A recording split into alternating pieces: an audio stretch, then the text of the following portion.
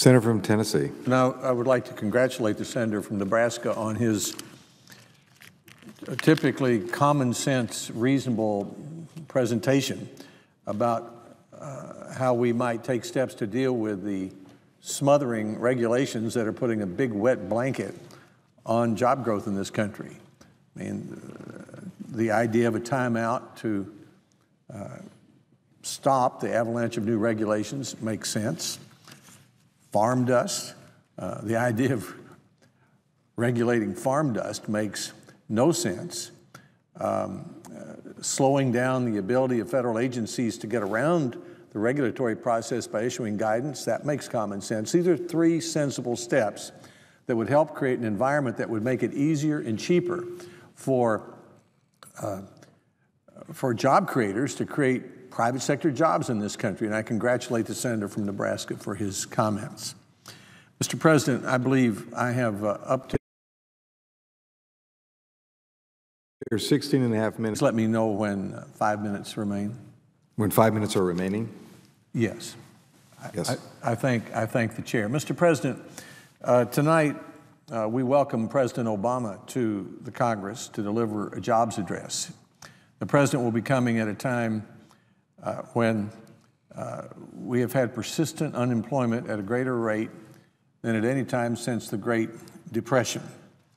No one should blame our president for problems with an economy that he inherited. But the president does have the responsibility for taking responsibility for making the economy worse.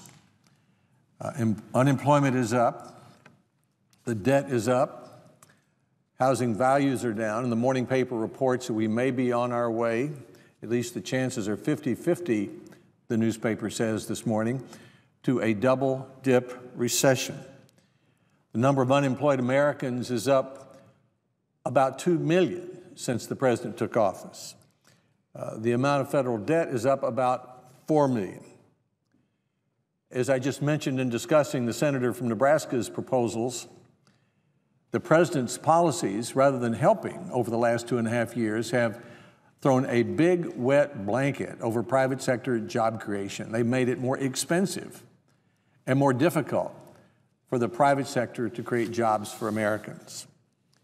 Let me be specific about that. The president chose 2 years ago, rather than to focus exclusively on jobs, to focus on health care.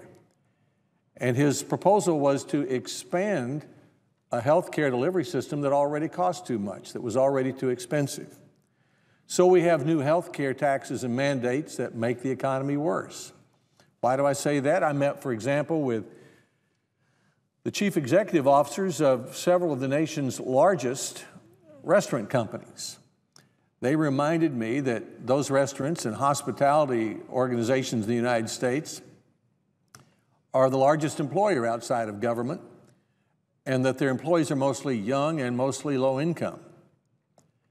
One of the chief executives said because of the mandates of the health care law, it would take all of his profits from last year to pay the costs when it's fully implemented, so he won't be investing in any new restaurants in the United States. Another said they operate with 90 employees per store, but as a result of the mandates and taxes in the health care law, their goal will be to operate with 70 employees per store. Well, if the largest employers are saying instead of having 90 employees per store, we're going to have 70, that doesn't help create new jobs in the United States.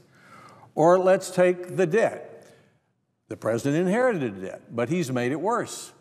And the economists who look at debt say we're heading toward a level that will cost us in the United States 1 million jobs every year. Undermining the right to work law. The president's appointees to the National Labor Relations Board have told the nation's largest manufacturers of large airplanes that they can't build a plant in South Carolina. It's the first new plant to build large airplanes in 40 years in this country. Well, the Boeing company it sells those airplanes everywhere in the world. It could build them everywhere in the world. We want to build them in the United States. Those kinds of actions by the National Labor Relations Board makes it worse. Regulations that put a big wet blanket over job creation, such as the one that the senator from Nebraska talks about, make it worse. The president's refusal to send trade agreements to Congress make it worse. Let's be clear about this. Since the day the president took office, he's had on his desk 3 trade agreements already signed by both countries. They simply need approval by our Congress. One with Panama, one with South Korea, one with Colombia. We're ready to approve them in a bipartisan way, if you'll send them here. And what would that mean in Tennessee? We make a lot of auto parts in Tennessee. We could sell them to South Korea. At the present time, Europeans can sell them to South Korea at a lower price because of the tariff situation, because the president hadn't sent the 3 trade agreements to Congress. So all these steps have made the economy worse. And of course, with the bad economy, home values have stayed down. That's worse too. So what can we do about this? What are the kinds of things the president could talk about tonight and that we could work on together to make it easier and cheaper to create private sector jobs?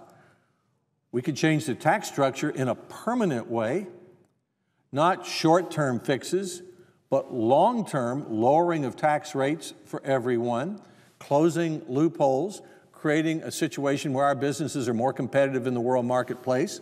That's one thing we could do. We could stop the avalanche of regulations that are throwing the big wet blanket over job growth. The senator from Nebraska suggested a moratorium on new regulations, avoiding guidances, as he suggested, that circumvent the rules for regulations, stopping wacky ideas like regulating farm dust, as if everybody didn't know that all farms create dust. More exports. The president could send today the 3 trade agreements to Congress. We could ratify them, and then crops grown in Tennessee and Nebraska and every other state in this country, and auto parts and medical devices grown could be sold around the world.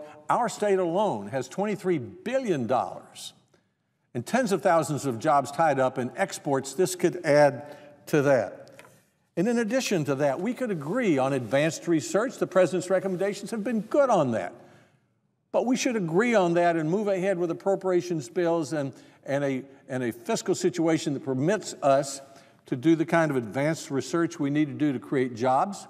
We need to fix No Child Left Behind. Better schools mean better jobs. We need a long-term highway bill. We need roads and bridges in order to have the kind of country we want. We need to find more American energy and use less. We should be able to agree on that. There's an agenda, not of more spending, not of more taxes, not of more regulation, but an agenda that would make it easier and cheaper to create private sector jobs and get the economy moving again. Mr. President, in another time, a president named Eisenhower said, "I shall go to Korea," and he was elected president. He went to Korea before he was inaugurated, and then he said, I shall focus my time on this single objective until I see it all the way through to the end. The country felt good about that. They had confidence in him. He did that, and the Korean War was ended. President Obama chose, instead of focusing on jobs 2.5 years ago in the same sort of presidential way, to expand a health care delivery system that already was too expensive and, in fact, make the problem worse.